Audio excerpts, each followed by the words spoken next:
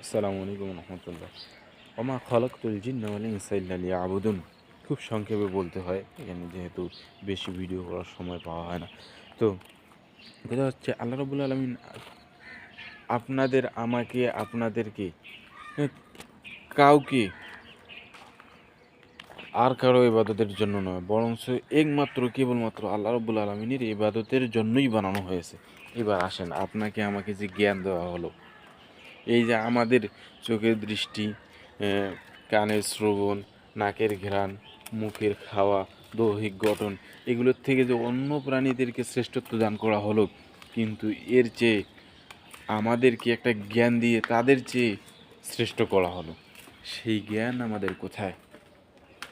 সেই জ্ঞান আমরা কিভাবে ব্যবহার করব, কোন কাজে, ভালো কাজে, মন্দ কাজে, এটার বিচার কিন্তু আল্লাহ করবে।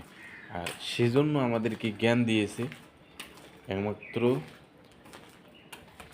জিন এবং ইনসানকে আল্লাহ রাব্বুল আলামিন, জিন আর মানুষকে আল্লাহ রাব্বুল আলামিন কেবলমাত্র তারই ইবাদতের জন্য বানিয়েছেন। এই কারণে যে তাদেরকে জ্ঞান দেওয়া হয়েছে, আমাদেরকে জ্ঞান দিয়েছেন বিদায় তার ইবাদত করতে বলছেন। আপনি আমি কেমনে তার ইবাদত করতেছি?